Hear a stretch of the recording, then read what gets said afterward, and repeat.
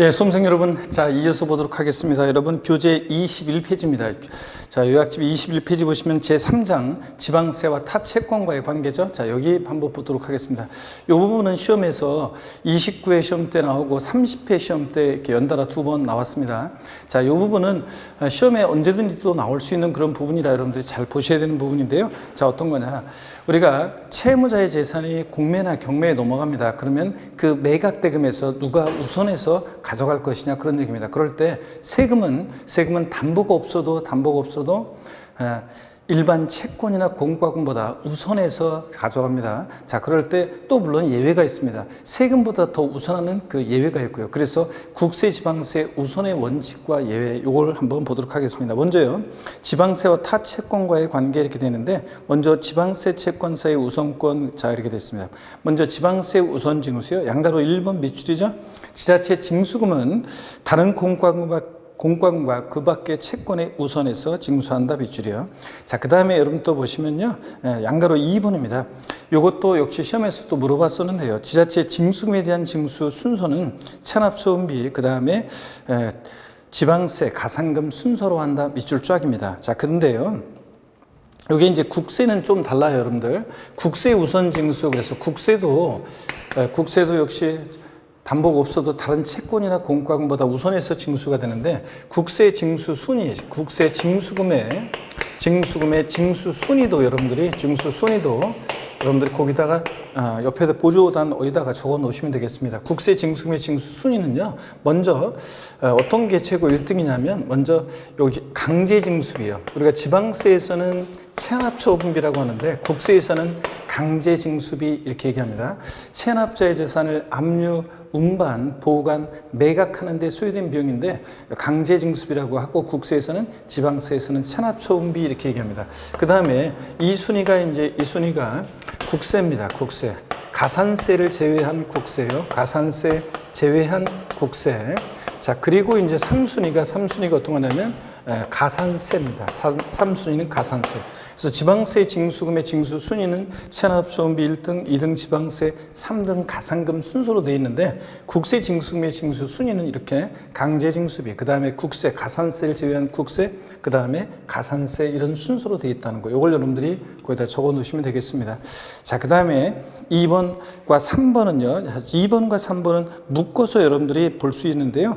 자, 어떤 거냐면 2번과 3번은 한꺼번에 제가 소개를 해드리겠습니다. 여러분, 국세나 지방세나요, 동순위에 순위가 같아요. 그래서 국세라고 해서 지방세보다 우선하고 그러지 않고 순위가 같은데, 그럴 때 조세 상호간의 우선순위요. 조세 상호간의 우선순위를 한번 보겠습니다. 조세 상호간의 우선순위를 보면, 자, 이런 얘기입니다. 먼저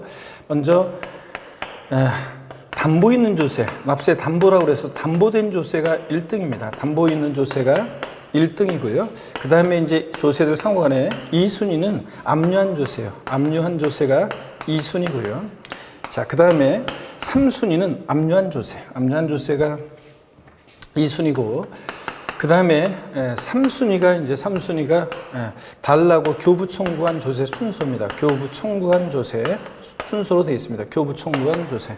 자, 그래서 여러분들이요, 자, 어떻게 여러분들이 해놓으시면 되냐면, 이렇게 조세들 상호간의 우선순위를 이렇게 적어 놓습니다. 그래서 담보된 조세가 1등이에요. 담보 있는 조세가 먼저 1등이고, 자, 그 다음에 조세들 상호간에 압류한 조세가 2순위고요. 그 다음에 달라고 교부 청구한 조세 순서입니다. 그래서 시험에 나왔던 것은 압류한 조세는 납세 담보 있는 조세에 우선하여 징수한다, 이렇게 나온 적이 있어요. 자, 틀렸죠? 압류한 조세가 납세 담보 있는 조세에 우선하여 징수한다는데 틀렸습니다. 아니고, 담보된 조세가 1등, 2등이 압류한 조세, 3등이 달라고 교부 청구한 조세 순서라는 거. 이 내용은 우리 교재에 빠져 있으니까 꼭 여러분들이 적어 놓으시면 되겠습니다.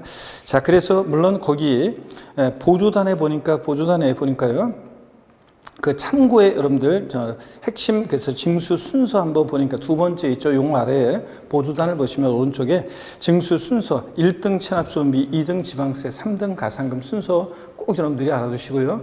자, 그 다음에 국세 징수 순위도 여러분들이 적어 놓으셔야 되겠습니다. 그 다음에 압류에 따른 우선 그래가지고 압류한 조세가 교부청구한 조세에 우선한다고 그랬죠. 자, 그럴 때 또 핵심 거기 여기 또 역시 별표시합니다. 징수 순서 두 번째 거 별표시, 또 세 번째 거 이거 핵심 별표시입니다. 1순위 담보한 조세, 2등이 압류한 조세, 3등이 달라고 교부청구한 조세 순서라는 거 별표시랍니다, 여러분들. 자, 그래서 이렇게 결론으로 여러분들이 알아두시면 되고요. 2번과 3번은 읽어보시면서 결론만 이렇게 딱 알아두시면 됩니다. 자, 그 다음에 지방세 우선권의 제한 그랬는데 세금보다 더 우선하는 것들이 있습니다. 자, 그럴 때 어떤 것들이 세금보다 더 우선하느냐 그러면 직접 경비 우선 그래서요. 강제집행 경매 또는 파산 절차에 따른 재산 매각에서 그 매각 금액 중에서 지자체의 징수를 징수하는 경우에 해당 강제집행 또는 경매 또는 파산 절차에 소요된 등 비용은 지방세나 산업소비에 우선합니다. 물론 요것은 국세 또 대입시켜도 똑같습니다. 국세나 지방세보다 우선합니다. 그래서 밑줄 쫙입니다. 이게 무슨 얘기냐면 강제집행 절차에 소요된 비용은 채권자 모두를 위한 공통비용이죠. 자, 그러니까 이게 매각이 돼야지 누구라도 한 푼 가져갈 수 있으니까 강제집행 절차에서 재산 매각에 든 비용은 국세 지방세보다 우선한다는 거 여러분 밑줄입니다. 자, 그 다음에 최고 1등입니다. 이게. 자, 그래서 이게 일단 강제집행 절차에서 재산 매각에 든 비용은 최고 1등이라는 거 최고 우선해서 가져갑니다. 그 다음에 피담보 채권에 우선 나왔는데요. 이게 어떤 건지를 좀 설명을 드려보겠습니다. 여러분, 피담보 채권이라는 게 뭐고 또 그 다음에 또 법정기일이라는 게 나오는데요. 용어 우리 교재 설명이 되어 있지만 자, 이런 겁니다. 우리가 법정기일이라는 것은 뭐냐면 저당권이나 질권에 의해서 담보되는 채권, 이것을 우리가 피담보채권이라고 해요. 이것과 국세, 지방세 같은 세금하고 우선 여부를 정하는 날을 우리가 법정기일이라고 합니다. 그러니까 조세 채권과 피담보채권 사이에 우선 여부를 정하는 날이죠. 자, 그랬을 때 여러분요, 자, 우리가 이론 강의할 때도 우리가 했었던 건데, 자, 법정기일 전에요. 이쪽 한번 볼까요? 법정기일 전에. 법정기일 전에 법정기일이 조세 채권과 피담보채권세의 우선 여부를 정하는 날인데 이 법정기일이 자 신고 납부할 때는 신고일이요. 신고 납부할 때는 신고일을 법정기일로 하고 고지서, 납세 고지서가 발부될 때는 납세 고지서, 국세 같으면 납부 고지서고 지방세 같으면 납세 고지서 발송일 있죠. 도달일이 아니라 고지서 발송일을 우리가 법정기일이라고 합니다. 물론 예외가 있지만 이 정도만 아시면 돼요. 신고 납부할 세금은 신고 납부할 때는 신고일, 고지서가 발부될 때는 납세 고지서 발송일을 우리가 법정기일이라고 하는데 이 법정기일 전에 만약에 저당권 등이 설정됐다. 자, 법정기일 기일 전에 저당권 등이 설정되잖아요. 저당권이나 질권, 전세권 등이 만약에 설정이 됐다. 자, 그러면 이것에 의해서 담보되는 피담보채권은 이것에 의해서 담보되는 피담보채권은요, 국세나 지방세보다 국세나 지방세, 조세 채권보다 자 우선해서 징수가 됩니다. 피담보채권이요. 그러니까 법정기일 전에 이렇게 신고일이나 고지서 발송일, 법정기일 전에 저당권이나 질권, 전세권 등이 설정되면 이것에 의해서 담보되는 피담보채권은 국세, 지방세보다 우선합니다. 그러면 법령에 반대적으로요, 법정기일 후에 만약에 저당권 등이 설정됐다 그러면 담보되는 이 피담보채권은 국세 지방세보다 어떻게 합니까? 후순입니다. 그래서 우선하지 못합니다. 피담보채권이. 그래서 법정기일 전에 설정되느냐 후에 설정되느냐를 또 문제 나오면 잘 보셔야 되겠습니다. 자, 그러면 그 피담보채권에 우선해서 법정기일 이건 그냥 읽어보시는 거예요. 법정기일은 조세 채권과 저당권, 질권 등에 있어 담보되는 피담보채권 사이에 우선 여부를 정하는 날이라는 걸 한번 보시면 되고 읽어보시는 거고요. 넘어갑니다. 그래서 22페이지 보니까 신고 납부할 때는 그 동그라미 1번에서 두 번째 줄 맨 끝에 신고일 밑줄이요. 보통 징수예요. 고지서가 발부될 때는 자, 그 두 번째 줄 맨 끝에요. 납부 고지서, 납세 고지서 발송일을 법정 기일로 합니다. 밑줄 쫙이요. 자, 그리고 나머지 예외들은 여러분들이 신경 쓸 필요가 없습니다. 하여튼 신고 납부할 때는 신고일, 고지서가 발부될 때는 납세 고지서, 지방세는 납세 고지서, 국세는 납부 고지서라고 하는데 그 발송일을 법정 기일이라고 합니다. 이렇게 보시면 되고요. 자, 그 다음에 여러분요, 양가로 3번 세금과 피담보채권세의 우선 관계에 나와 있습니다. 먼저 동그라미 1번이요. 법정 기일 전에, 자, 여기가 이제 법정 기일 전에, 여기 거기다가 이렇게 사각형 같은 거 해 놓으시고요. 법정 기일 전에 전세권이나 질권, 저당권의 설정을 등기 등록한 사실 쭉 밑줄입니다. 또 주택임대차보호법이나 상가건물 임대차보호법에 따른 자, 임대차 계약 증서상의 보증금에 대해서 등기하거나 확정일자를 갖춘 사실이 증명되는 재산의 매각에서, 그러니까 법정기일 전에 저당권 등이 설정되거나 아니면 또 확정일자 등을 갖췄을 때 그 보증금에 대해서는요, 그 매각 금액 중에서 지방세, 그 가로 안에 그 재산에 부과된 지방세 제외, 그런데 그 재산에 부과된 세금이 어떤 거냐는 좀 이따 보기로 하고요. 계속 비춥니다.를 징수하는 경우에 그 전세권, 질권, 저당권에 의해서 담보된 채권이나 또는 등기 또는 확정일자를 갖춘 임대차 계약 증서상의 보증금에 대해서는 우선하지 못한다. 밑줄 짝입니다. 그러니까 자, 쉽게 얘기하면 법정기일 전에 저당권이나 질권 등이 설정됐거나 또는 확정일자를 갖춘 임차 보증금은 국세 지방세보다 어떻게 한다? 우선한다. 그런 얘기입니다. 여러분 이렇게 딱 알아두시고요. 이때 동그라미 2번이요. 자, 법정기일 전에 피담보채권은 지방세 우선해서 징수되지만 체납처분비보다는 우선할 수 없고요. 자, 그래서 밑줄이고요. 자, 그 다음에 중요한 것은 양가로 3번에 있죠. 여기에 별표시랍니다. 요 내용 알고 있는지를 시험에서 그동안 계속 물어봤단 말이죠. 설정일자 관계없이 세금이 우선하는 경우. 자, 그래서요, 법정기일 전에 설정되었든 후에 설정되었든 항상 피담보채권보다 우선하는 세금들이 있습니다. 그게 뭐냐면 그 재산에 부과된 조세, 그래가지고요, 그 재산에 부과된 조세, 그 재산에 부과된 조세는 설정일자 관계없이 피담보채권보다 항상 우선합니다. 그 재산에 부과된 조세가 어떤 거냐, 이거 알고 있는지를 시험에서 계속 물어봤어요. 자, 재산세라든가 또 그 다음에 지역자원시설세, 소방분이요, 재산세 친구, 자, 지역자원시설세, 소방분, 자, 그리고 또 지방교육세인데요. 재산세 부가세일 때만, 재산세나 자동차세의 부가세일 때만 지방교육세가 당해세, 그 재산에 부과된 세금이 됩니다. 우리가 공매나 경매에서는 얘네들을 우리가 흔히 당해세라고도 합니다. 당해세라고도 하는데 그 재산에 부과된 세금, 당해세 이렇게 얘기하는데 당해세, 당해세. 자, 근데 여러분요, 재산세라든가 지역자원시설세, 소방분, 재산세 친구, 또 재산세나 자동차세 부가세로서 지방교육세, 또 그리고 종합부동산세요. 주로 여러분 얘네들, 제가 자동차세는 생략했고요 지금. 자, 주로 그 보유하는 재산에 부과되는 세금이죠. 보유세들, 보유하는 재산에 부과되는 세금들.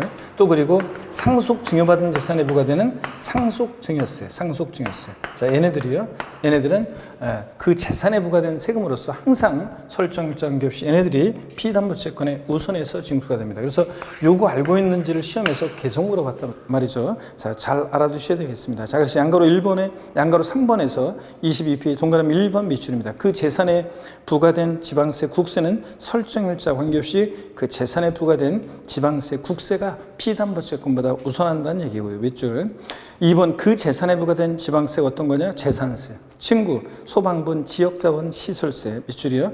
또 자동차세. 자, 그리고 그 지방교육세, 재산세나 자동차세 부가세일 때 지방교육세만 당해세가 됩니다. 그 재산에 부과된 조세예요. 자, 근데 여러분요, 취득세, 등록면허세, 부가세일 때 지방교육세는 그 재산에 부과된 세금이 아닙니다. 부가세들, 지방교육세는 항상 여러분 기본 이론할 때 배웠습니다. 이론 수업 강의할 때 배웠습니다. 지방교육세 그러면 네 집 자식이냐, 지방세고 목적세고 부가세입니다. 부가세는 어떤 특징이 있다고 그랬습니까? 유치원 다니는 어린애가 얘기했는데요. 그때그때 달라요. 그래서 그 독립세, 본세에 따라서요. 그래서 취득세, 등록면허세, 부가세일 때 지방교육세는 그 재산에 부과된 당해세가 되는 게 아니고요. 재산세, 부가세일 때만, 자동차세, 부가세일 때만 지방교육세가 당해세가 됩니다. 그 재산에 부과된 조세요. 그 다음에 동그라미 여러분요 3번에 그 재산에 부과된 국세는 종합부동산세, 밑줄이요 또 상속세, 증여세, 얘네들이 그 재산에 부과된 조세가 됩니다. 그래서 얘네들은 설정일정 없이 항상 피담보채권보다 우선해서 징수가 됩니다. 자, 이 얘기 알아두시고요. 자, 그 다음에 여러분 계속해서 봅니다. 그래서 거기 22페이지 보조단에 여러분요 그 참고 맨 마지막 거 있죠? 예, 여러분들이 별표시 해놓고 꼭 그 재산에 부과된 세금들을 꼭 알아두셔야 되겠습니다. 23페이지 소액 임차보증금 임금채권의 우선. 여러분요, 우리가 상가나 주택, 여러분들이 중개사법에서 배웁니다. 우선 변제 소액 임차보증금이 있죠? 자, 이것은 국세지방세보다 우선합니다. 근데 그래서 결론만 알아두시면 돼요. 거기 박스에 제1수, 근데 얘네들은 또 체납초분비보다는 우선할 수 없습니다. 그래서 1등 체납초분비, 그 다음에 2순위가 소액 임차보증금, 주택이든 상가든 우선 변제 소액 임차보증금이요. 얘네들은 국세지방세 우선해서 징수가 됩니다. 그 다음에 우선 변제 소액 임금채권 그랬는데요. 자, 요 우선 변제 소액 임금채권과 일반 임금채권이 나오는데, 자, 여러분 우선 변제 소액 임금채권 그래서 거기 교재 보겠습니다. 동그라미 1번에 사용자의 재산을 매각하거나 추심할 때 그 매각 금액, 추심 금액 중에서 국세지방세를 징수하는 경우에 우선하여 변제되는 최종 3개월분 임금채권이나 또 퇴직금이나 재보상금 등은 국세지방세 우선하여 징수한다 밑줄짝입니다. 그래서 결론은 거기 역시 박스에 나와 있습니다. 그래서 얘네들 소액 임금채권도 물론 체납소비보다는 우선할 수 없고요. 그래서 거기 체납소비가 1등이고 2순위가 3개월분 최종 임금채권이에요. 근로자 가정의 최저 생계를 위한 거라 이런 것들이 2순위입니다. 그 다음에 국세, 지방세 이렇게 순위가 됩니다. 일반 임금채권은요, 읽어보면 길게 돼 있지만 이런 거예요. 일반 임금채권은 피담보채권, 저당권이나 질권에 의해서 담보되는 이 피담보채권보다는 우선할 수 없습니다. 근데 이 피담보채권이 국세지방세보다 우선하면 덩달아서 같이 바로 뒤따라서요, 기타 임금채권, 나머지 임금채권이 피담보채권 따라서 덩달아서 국세지방세보다 우선합니다. 근데 만약에 피담보채권이 국세지방세보다 후순이면 바로 뒤따라서 얘도 후순입니다. 그래서 여러분, 자, 징수 순위를 한번 보시면요, 이렇게 피담보채권이 국세지방세보다 우선하면 같이 바로 뒤따라서 우선하고, 피담보채권이 국세지방세보다 후순이면 바로 뒤따라서 이렇게 후순입니다. 이럴 때는 이런 경우에는 법정기일 후에 저당권 등이 설정됐다. 이럴 때는 국세나 지방세가 우선하고 그 다음에 피담보채권, 그 다음에 기타임금채권이고, 만약에 법정기일 전에 저당권 등이 설정됐다. 그럴 때는 이제 피담보채권이 세금보다 우선하죠. 피담보채권, 기타임금채권, 그리고 국세지방세 이런 순서입니다. 일반 채권이나 공과금은 항상 맨 꼴등입니다. 자, 이렇게 해서 여러분들이 징수 순위를 이렇게 알아두시면 되겠습니다. 자, 됐고 여러분, 이렇게 해서 우리가 제1편 조세 총론을 다 받고 제2편 이제 지방세를 보겠습니다. 지방세는 먼저 취득세, 등록면허세, 재산세를 중심으로 출제가 되죠. 자, 그럴 때 취득세부터 먼저 봅니다. 자, 26페이지 제1장 여러분들 취득세를 보겠습니다. 여러분, 우리 취득세는 시험 문제가 두세 문제가 출제되고 있습니다. 최근에 취득세에서 두세 문제가 나오고 있는데, 자, 어떤 것들을 테마로 출제되고 공부하느냐, 여러분. 자, 먼저요, 취득세 보겠습니다. 취득세 두세 문제가 출제가 되는데, 자, 어떤 것들을 중심으로 출제되느냐. 여러분, 취득세는 취득에 부과하는 세금이죠. 그러니까 취득이라는 게 뭔지, 취득의 개념과 그 다음에 유형, 자, 여러분들이 알아셔야 됩니다. 작년에도 종합문제 속에서 지문 한 줄 나왔었습니다. 또 취득세, 어떤 것을 취득했을 때 취득세가 부과될 것이냐. 자, 이런 것들은 대개 독립한 문제보다는 취득세 종합문제 속에서 묶어서 지문 한 줄씩 나오고 있습니다. 자, 그래서 보시면 되고요. 그 다음에 취득세, 취득 시기, 어느 때를 취득의 시기로 볼 것이냐. 그 전에요, 중요한 걸 먼저 얘기해야 되는데요. 취득세 누가 납세무자가 되는지. 여러분, 취득세 납세무자였죠? 제가 32회 시험 때는 취득세 납세무자는 무조건 시험에 나온다 그랬는데 무조건 나왔었습니다. 취득세 두 문제, 한 문제는 종합문제, 한 문제는 납세무자에서 32회 때 출제가 됐는데요. 요 납세무자, 요거 작년에는 무조건 제가 나온다고 했는데 나왔는데 올해는 무조건은 아닌데 어떻든 간에 또 역시 종합문제 속에서 지문한 줄 얼마든지 나올 수 있는 또 중요한 부분입니다. 그래서 납세무자 잘 보셔야 되겠고요. 그 다음에 취득세, 취득시기, 어느 때를 취득시기로 볼 것이냐. 취득세는 취득한 때를, 자, 우리 조세 총론에 배웠습니다. 취득세는 어느 때 납세의무가 추상적으로 성립하느냐. 취득세 대상 물건을 취득하는 때입니다. 그러니까 취득하는 때가 언제인지를 아셔야 되겠죠. 자, 그 다음에 또 취득세, 취득시기요. 요거 주의할 것은 취득세 취득일로부터 60일 내 신고 납부합니다. 그럼 어느 때부터 60일 내 신고 납부할 것이냐? 신고 납부 기간의 기산점이 되죠. 그래서 취득 시기가 의미가 있습니다. 그래서 이 취득 시기 여러분들이 또 이게 몇 년에 한 번씩 나오는 건데 작년에는 종합 문제 속에서 지문 한 줄 나왔습니다. 상속으로 취득했을 때 상속 개시일. 자, 요거 그냥 정답 질문 아니었고 한 번 깔려 나왔었는데 작년에 취득 시기가 지문 한 줄 나왔었는데 올해는 왠지 취득 시기가 독립화 문제로 나올 것 같은 그런 느낌이 들어요. 그래서 잘 보셔야 되겠고요. 그 다음에 세금 계산 어떻게 할 것이냐. 자, 그래서 과세 표준 어떻게 결정되고 또 몇 프로 세율이 적용되는지 취득세 세금 계산 어떻게 하느냐. 작년에는 32회 시험 때는 여러분요 취득세 과세 표준이요. 요 과세 표준 부분이 32회 시험 때는 과세 표준 부분이 여기 이제 어떻게 나왔냐면 과세 표준 부분이요. 종합 문제 속에서 지문 한 줄 나왔어요. 세율은 예전에는 매년 취득세 세율에서 한두 문제씩 계속 출제가 되다가 최근에 지금 좀 뜸합니다. 그렇지만 여전히 33회 시험에서는 이 과세 표준과 세율 부분이 여러분 중요하다. 그래서 출제 가능성이 높으니까 출제된다고 생각하고 잘 보셔야 되겠습니다. 세금 계산했으면 내야 되겠죠. 납세지를 어디로 할 것인지 또 취득세 납세 절차. 취득세는 신고 납부하는 세금이라고 그랬죠. 자, 그럴 때 언제까지 신고 납부하는지 그 의무를 불성실하면 어떤 제재를 받게 되는지. 납세 절차는 역시 작년에 종합문제 속에서 정답 지문으로 나왔었는데 역시 뭐 올해도 또 독립화 문제로 나올 수도 있고 종합문제 또 나올 수 있습니다. 중요하고요. 취득세 비과세 어떤 경우에 취득세가 비과세 되는지. 이 취득세 비과세 있죠. 이 부분은 독립화 문제로도 가끔씩 나오고 또 종합문제 속에서도 잘 나오는 그런 부분입니다. 그래서 우리가 취득세 이런 것들을 공부합니다. 여러분 취득세는 어떤 성격의 특징의 조세이고 또 취득세는 취득이 뭐고 또 취득세는 어떤 것을 취득했을 때 부과되는지 또 누가 납세 문제가 되는지 또 그 다음에 취득세 물론 이제 취득 시기예요. 어느 때 취득했다고 볼 것인지 또 세금 계산 어떻게 할 것이냐 과세 표준 세율을 그 다음에 계산된 세금 내야 되겠죠. 납세지를 어디로 하고 어떻게 징수가 되고 어떤 경우에 비과세 되는지 이걸 중심으로 우리가 출제되고 공부를 합니다. 자, 그러면 여러분 교재 26페이지를 보겠습니다. 자, 취득세 의미 특징인데 의는 그냥 읽어보시는 거죠. 취득세는 법에 열거된 대상 물건을 사실상 취득하는 경우 실질 과세 원칙이 적용되죠. 우리 부동산 세금들은 그래서 등기 이전 안 받았어도 잔금 치르거나 그래서 사실상 취득하는 경우에 그 취득자가 취득일로부터 60일 이내 원칙적으로요 그 납세지 관할 지자체와 장애에게 신고하고 납부하는 그런 지방세입니다.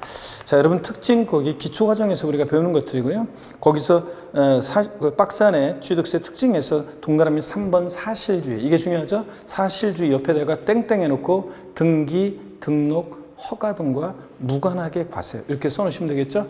취득세는 뿐만 아니라 주요 부동산 세금들, 취득세, 재산세, 종부세, 양도소득세 같은 주요 세금들은 사실주의 과세 그러면 거기다 땡땡 해놓고 등기, 등록, 허가 등과 등기, 등록, 허가 등과 무관하게 과세 이렇게 써놓습니다. 등기, 등록, 허가 등과 무관하게 과세.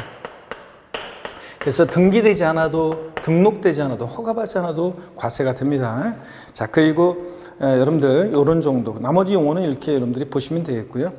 그 다음에 양가로 2번 특징을 봅니다. 취득세는요 취득할 때 부과되는 그 취득할 때 취득 물건을 보고 부과하는 그 물세입니다. 그래서 물건 각각 개별 과세한다는 특징이 있고요. 나머지 성격들 여러분들 읽어보시는데 3번이요. 취득세는 등기 등록을 이행하지 않았어도 사실상 취득만 하면 과세가 되고요.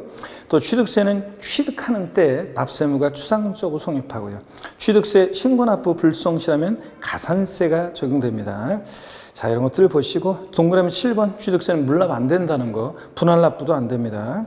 자, 물납 분할납부 모두 안 되죠. 취득세는 면세점 규정이 적용돼서 취득가격 얼마요? 50만 원 이하 과세하지 않습니다. 자, 이런 것들을 보시면 되겠습니다.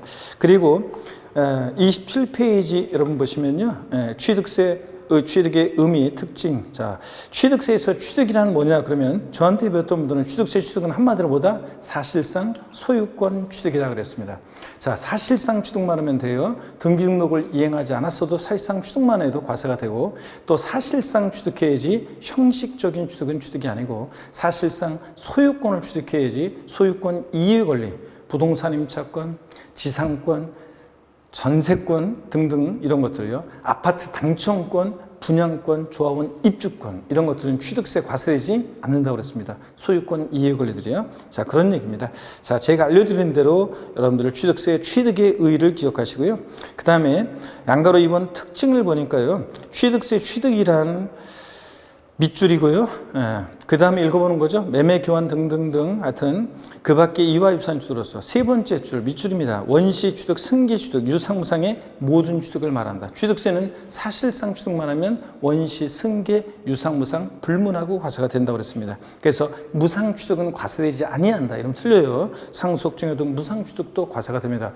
우리가 상속세, 증여세 과세 목적과 취득세 과세 목적은 다르죠. 상속세나 증여세는 부의 대물림을 막기 위해서 부과하는 세금이기 때문에 자, 상속세, 증여세를 냈든 안 냈든 상관없이 상속, 증여받은 물건이 취득세 대상에 해당하면 취득세 부과됩니다. 원시, 승계, 유상무상 불문한다는 거, 일체 취득을 말한다는 거 밑줄이고, 동그라미 2번입니다. 민법 등 관계법령에 따른 등기 등록을 하지 아니한 경우라도 밑줄입니다. 사실상 취득하면 각각 취득한 것으로 보고 취득 물건의 소유자 또는 양수인을 각각 취득자로 한다. 그래서 포인트는 등기 등록을 이행하지 아니한 경우라도 취득세 부과된다는 거 밑줄이요. 자, 그 다음에 취득의 유형을 보겠습니다. 취득세 취득용은 여러분, 우리 취득세 취득용은 사실상 취득용과 간주 취득용으로 나눠지죠. 자, 그래서 우리 취득세 취득의 모습 기본서 강의할 때 이렇게 배웠었습니다. 자, 처음 보시는 분들도 한번 보세요. 취득세 취득 유형은 취득세는 사실상 취득 유형과 그 다음에 이런 사회통념상의 사실상 취득은 하는데 취득했다고 지방세법상 간주하는 간주 취득이요. 우리가 의지한다, 간주한다, 본다 다 같은 말이죠. 의지의 취득 또는 간주 취득용으로 나눠집니다. 사실상 취득용은 전소유자 있느냐 여부에 따라서 원시 취득과 승계 취득으로 나눠지고, 승계 취득은 또 대가지급 여부에 따라서 무상 취득과 유상 취득으로 나눠지고요. 자, 그랬습니다. 근데 취득세는 사실은 사실상 취득만 하면 취득 원인을 불문합니다. 자, 그래서 금방 봤다시피 취득 원인을 불문하고 과세가 됩니다. 자, 그래서 원시 취득했든 승계 취득했든 유상이든 무상이든 불문하고 과세가 됩니다. 다만 원시 취득에 과세되지 않는 경우도 있죠. 우리가 원시 취득 그러면 건축물 신축 재축하거나 매립간촉으로 토지를 취득하거나 등등, 자, 민법상 시효 취득하거나 이런 원시 취득이 있는데, 자, 취득세 부과가 됩니다. 근데 원시 취득에 과세되지 않는 경우가 있었죠. 단 차량이나 기계 장비, 항공기를 자, 요걸 조립 제작하거나 선박을 주문받아서 건조하거나, 자, 이렇게 차량, 기계 장비, 항공기 주문해서 건조하는 선박. 우리 머리글자를 따서 어떻게 했습니까? 차, 기, 항, 선의 경우는, 차기항선은 얘들 원시 취득은 과세하지 않는다고 그랬습니다. 원시 취득은 과세하지 않고 승계 취득할 때만 과세합니다. 승계 취득할 때만 과세한다. 그래서 여러분, 헷갈리면 현대자동차에서 완성차 딱 만들었을 때 거기다 취득세를 딱 부과하면 가격에 반영해가지고 취득세 부과만큼을 가격에 반영해서 소비자들에게 전가시키겠죠? 그러면 우리 같은 소비자들은 현대자동차로부터 자동차를 승계 취득할 때 취득세를 내고 또 자동차 가격에 반영되어 있는 취득세를 또 내게 되기 때문에, 자, 차량, 기계장비, 항공기, 주문에 의해서 건조하는 선박. 머리글자를 따서 어떻게 기억한다고 큰 소리 여러분들? 차, 기, 항, 선은 원시 취득 과세하지 않습니다. 승계 취득에 한해서만 과세합니다. 자, 그리고 사회통념상의 사실상 취득은 아닌데 취득했다고 간주하는 간주 취득용이 네 가지가 있습니다. 자, 그러면 거기 교재 여러분들 보시면 3취득 유형에서 원시 취득이요. 의 여러분이 읽어보시는 거고, 다만 과세 제외, 거기 동그라미 2번 과세 제외 머리글자를 동그라미 하셔야죠. 차, 기, 항선이요. 동그라미 하시고 승기주행 경우에만 과세한다. 밑줄 짝이요. 자, 그래서 차기항선은 원시 취득 과세하지 않습니다. 자, 밑줄이고 그 다음에 승기주등용이요. 의 읽어보는 거고요. 자, 그럴 때 유상으로 취득하든 무상으로 취득하든 취득세가 부과된다는 거 주의하시고요. 그래서 거기 동그라미 2번 종류에서 두 번째 맨 마지막 줄 보니까 위에 맨 마지막에서 위로 두 번째 줄 올라가니까 자 그러니까 세 번째 줄이 해야 되네요. 세 번째 줄 중간에 즉 유상으로 취득하든 무상으로 취득하든 관계없이 취득세 대상이 된다. 밑줄 짝이에요. 취득세는 유상 무상 불문하고 과세가 된다고 그랬습니다. 자, 넘어갑니다. 그 다음에 28페이지 여러분요, 간주 취득령이 있습니다. 자, 취득한 것으로 이런 사회통념상의 사실상 취득은 아닌데 지방세법상 취득했다고 간주하는 간주 취득령이 있습니다. 먼저요, 동그라미 1번 토지 지목을 변경함으로써 그 가액이 증가한 경우 취득한 것으로 봅니다.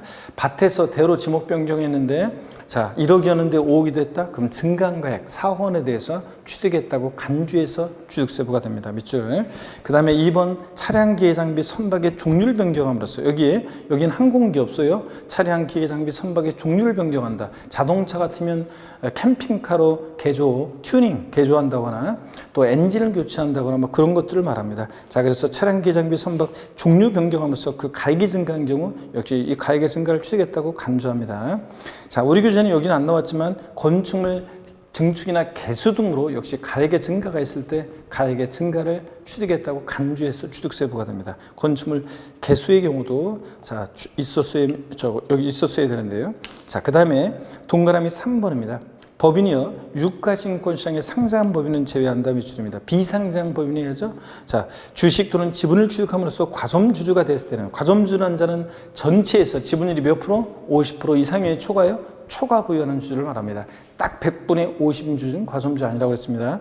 자, 초과되었을 때 그 과점주주가요, 해당 법인의 부동산 등을 직접 취득한 게 아닌데도 자, 그 해당 법인의 부동산, 가로 안에 신탁한 부동산 포함해서요, 취득한 것으로 봅니다. 그러니까 이 비상장 법인의 주식을 취득했는데 과점주주가 이 법인 소유의 부동산 등을 취득한 게 아닌데도 이 법인 소유의 부동산 등을 지분을 취득한 비율만큼 취득했다고 봅니다. 간주해서 취득세 부과됩니다. 다만 또 중요한 거예요. 시험에 여러 번 나왔던 거. 법인 설립 시 발행하는 주식 지분을 취득함으로써 과점주가 된 경우는 취득으로 보지 아니한다. 밑줄 짝입니다. 여러분, 우리 이 과점주주 주식 취득을 과세하는 이유는 비상장 법인의 과점주가 되면 지멋대로 하니까 독과점을 억제하고 소유분산을 촉구하기 위한 건데, 처음에 법인 설립할 때 제가 오프라인에서 강의하면서 제가 이번 주에요, 교육 관련 비상장 법인 설립할 건데 제가 설립하는 비상장 법인의 주식을 사실 뿐 손 들으라고 하면요,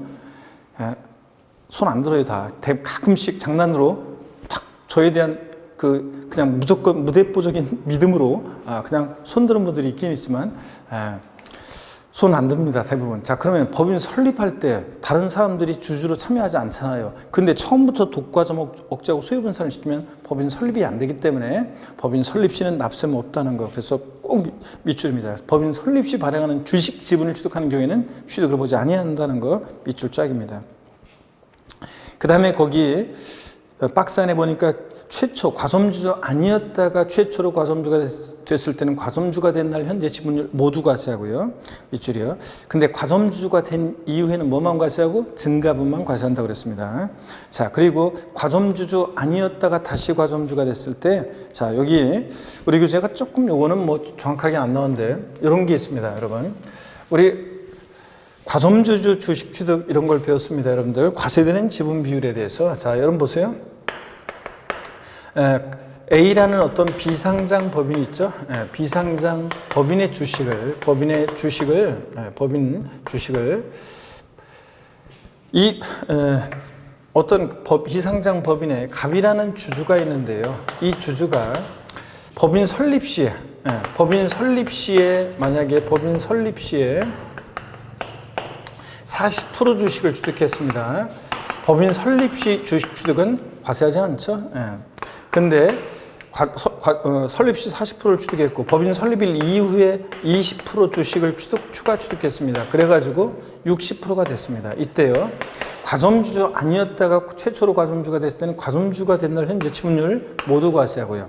그 다음에 과점주가 된 이후에 만약에 10%를 추가 취득해서 70%가 됐다. 과점주가 된 이후에는 뭐만 과세합니까? 이 70%를 과세하는 것이 아니라 이때는 70%를 과세하는 것이 아니라 증가분 10%만 과세한다고 그랬습니다. 이런 거죠. 그 다음에 또 한번 보세요. 그 이전의 과정원세가 생략하고요.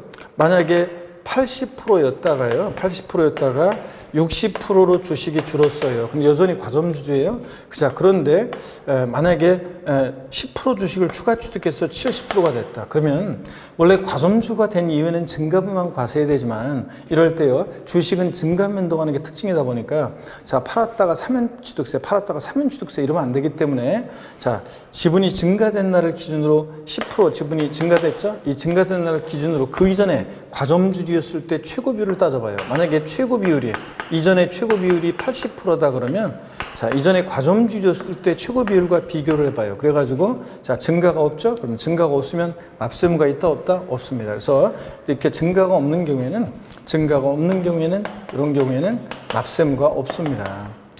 자, 요 얘기. 근데 반대로요. 만약에 이번에 이렇게 하겠습니다. 자, 이번에 또 보세요. 이번에는 반대로 그 이전의 과정은 생략하고 70%였다가요. 60%로 줄었다가요. 자, 그 다음에 주식 또 추가 취득해가지고 80%가 됐습니다. 그러면 60에서 20% 지분이 증가된 날을 기준으로 그 이전에 과점주주였을 때 최고 비율이 만약에 70%였다. 자, 그러면 이런 때는 최고 비율이 70%였다 그러면 이 최고 비율하고 비교해 봤을 때 10% 늘어났죠? 이 최고 비율보다 늘어난 10%에 대해서 과세가 된다고 그랬습니다. 증가가 있는 경우에는 10%에 대해서 과세를 합니다. 자, 증가분 10%에 대해서요. 최고 비율보다 늘어난 거. 그래서 요거는 주식은 증가 변동하는 게 특징이기 때문에 과점주주인 상태에서 주식이 증가 변동할 때는 그 지분이 증가된 날을 기준으로 그 이전에 최고 비율보다 늘어나는 것만 과세합니다. 최고 비율보다 증가가 있으면 증가분 과세하고 최고 비율보다 증가가 없으면 납세무가 없고요. 이런 거. 그 다음에 또요. 여러분 요걸 또 주의하셔야 돼요. 또 뭘 주의하셔야 되냐면 과점주주였다가 주식을 20% 양도해서 40% 과점주 아니게 됐어요. 그랬다가 30% 추가 취득해서 70% 과점주가 됐습니다. 과점주였다가 아니겠다가 다시 됐을 때는 과점주였을 때 비율과 다시 된 비율을 비교합니다. 그래서 이렇게 증가가 있는 경우에 이전의 최고 비율보다 늘어난 10%만 과세한다고 그랬습니다. 그래서 여러분들 이런 것도 우리가 공부했습니다. 그 다음에 이번엔 반대로요. 아까는 과점주주인 상태에서 주식 증가 변동하는 것 70, 60, 80 뭐 이렇게 80, 60, 70 이렇게 과점주주인 상태에서 증가 변동하는 것은 이전의 최고 비율과 비교하는 거고 과점주였다가 아니게 됐다가 다시 됐을 때는 과점주였을 때 비율과 이전의 비율과 다시 된 비율을 비교하는 거고요. 이번엔 반대로 70이었다가 60이었다가 그 다음에 또 만약에 80%가 됐다. 아니요, 죄송합니다. 이번에는 60이 아니라 40%로 줄었다가요. 70이었다가 60이었다가 40%로 줄었다가 70이었다가 40%로 줄었습니다. 과점주 아니게 됐죠? 그래서 자, 그리고 다시 주식을 취득해서 60%예요. 70, 40, 60% 된 경우. 과점주였다가 아니게 됐다 다시 됐을 때는 과점주였을 때 비율과 다시 된 비율을 비교해요. 그래서 증가가 없죠?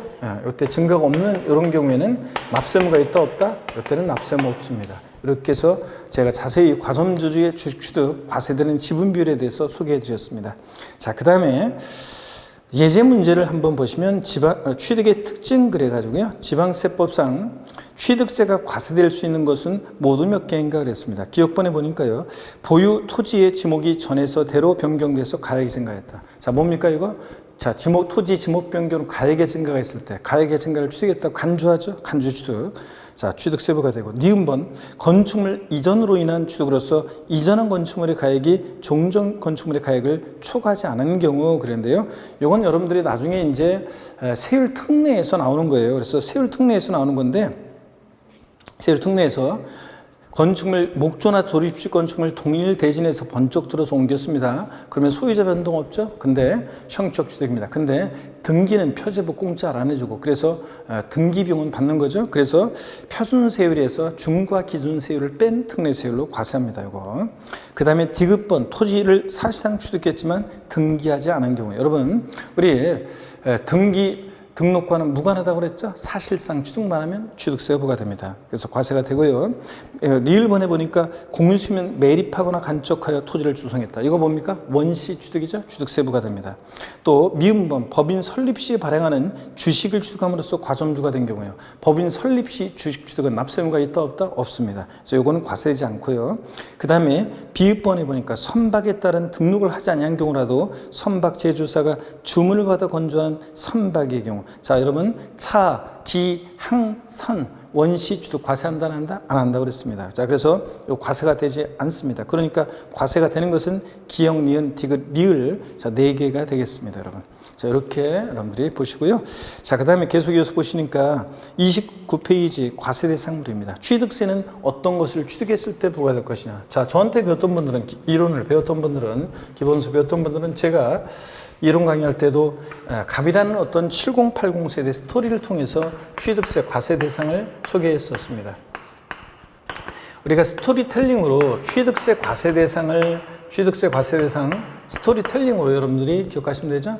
갑이라는 7080 세대 이런 사람이 있었는데 이 사람 어린 시절의 고향은 포항 영일만 앞바다가 고향이었죠. 포항 영일만 앞바다가 고향이었고 어린 시절에 마도로스가 되는 게 꿈이었는데 꿈은 꿈으로 끝나고 서울에서 직장 생활하다가 어느 날 삶의 회의를 느껴서 고향으로 낙향하는 과정을 우리가 3인칭 전지적 관점에 쭉 따라가 봤습니다. 그랬더니 서울에서 이 사람 뭐 팔고요? 토지, 건축물 팔고요. 뭘 타고? 항공기를 타고 자 김해공항 도착했죠? 자, 여기 공항에서 다시 차량을 타고 영일만 도착해서 맨날 바다 보고 소일을 했습니다. 자, 그랬더니 그리움 바다 성산부라는 이생진 시인의 제가 시집도 소개해드렸잖아요. 술은 내가 먹었는데 취한 것은 바다다. 수평선에 눈이 베었다. 막 이런 얘기도 해드리고 그랬는데 자, 이 사람이요.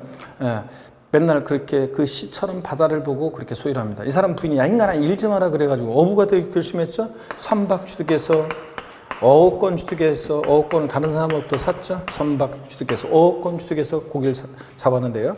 그런데 너무 안 되겠다 이거 다른 거 없을까 그래서 또 뭐 했습니까? 양식업권 취득해서 양식업도 했었죠. 근데 이런 건 나하고 안 맞는다 너무 힘들다 그래서 내 제2의 인생을 불태울 수 있는 뭔가 없을까 그래가지고 여행을 떠났죠. 강원도 정선으로요. 자, 강원도 정선에 얽힌 에피소드도 제가 얘기해드리고 그랬는데 강원도 정선 갔죠. 여기 강원랜드가 있는데 여기서 카지노 하면서 사업 구상을 해봅니다. 여기 강원도 정선의 사북구한 태백의 탄광촌의 산들을 바라보면서 아이템이 떠올랐죠. 그래, 여기 온 사람들 골프 치고 콘도 숙박도 하고 그 다음에 종합체육시설 운동도 하고 또 그 다음에 폼나게 승마도 하고 요트 탈 수 있는 회원권을 분양하는 복합 리조트 사업 건설하기 위해서 배 강사드렸죠. 광화권 취득해서 임목법에 의한 임목을요. 임목에 관한 법률에 따른 임목을 뭐로요?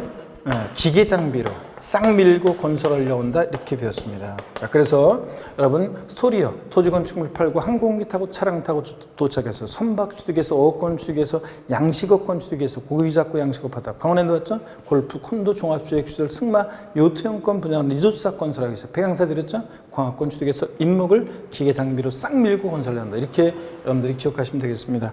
권리 중에서는 이렇게 어업권, 양식업권, 광업권 같은 권리가 있고요. 회원권 이런 권리들도 대상이 된다. 자, 그리고서 이렇게 쭉 보시면 되겠습니다. 스토리텔링으로요. 자, 그래서 설명을 다 드렸고요, 여러분들.